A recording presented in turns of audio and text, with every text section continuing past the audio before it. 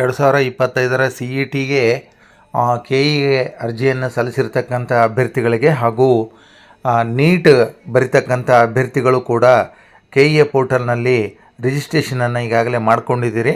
ನಿಮಗೆ ಒಂದು ಅರ್ಜೆಂಟ್ ಆಗಿರ್ತಕ್ಕಂಥ ಒಂದು ಅಪ್ಡೇಟನ್ನು ಕೆ ಇದವರು ನೀಡಿದ್ದಾರೆ. 27/3/2025 ಈ ಮಾಹಿತಿಯನ್ನು ನೀಡಿದ್ದಾರೆ.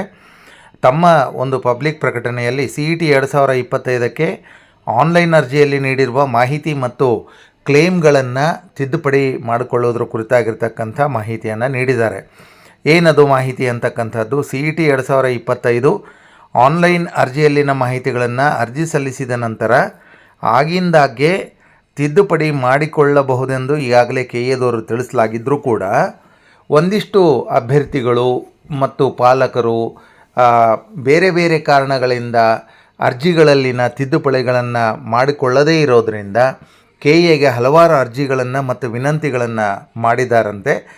ಮಾಡಿದರ ಹಿನ್ನೆಲೆಯಲ್ಲಿ ಈ ಅರ್ಜಿಗಳ ತಿದ್ದುಪಡಿಗೆ ಮತ್ತು ಕ್ಲೇಮ್ಗಳ ತಿದ್ದುಪಡಿಗೆ ಒಂದು ಸ್ಪಷ್ಟನೆಯನ್ನು ನೀಡಿದ್ದಾರೆ.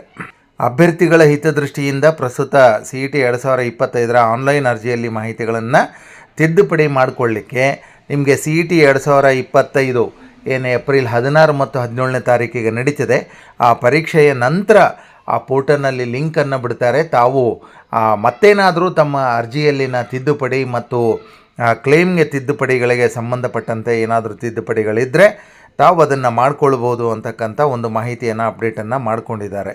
ಸೊ ಇದಿಷ್ಟು ಸಿ ಇ ಟಿಯ ಅರ್ಜಿಯ ತಿದ್ದುಪಡಿ ಕುರಿತಾಗಿರ್ತಕ್ಕಂಥ ಇತ್ತೀಚೆಗೆ ಹೊರಡಿಸಿರ್ತಕ್ಕಂಥ ಒಂದು ಮಾಹಿತಿ ಇದೆ. ತಮ್ಮ ಗಮನಕ್ಕೆ ತರ್ತಾ ಇದ್ದೇನೆ. ತಾರಾನಾಥ್ ಜೇಗರ್ಕಲ್ ಯೂಟ್ಯೂಬ್ ಚಾನಲನ್ನು ಮರೆಯದೆ ಸಬ್ಸ್ಕ್ರೈಬ್ ಮಾಡಿ, ಲೈಕ್ ಮಾಡಿ ಮತ್ತು ಶೇರ್ ಮಾಡಿ. Thank you very much.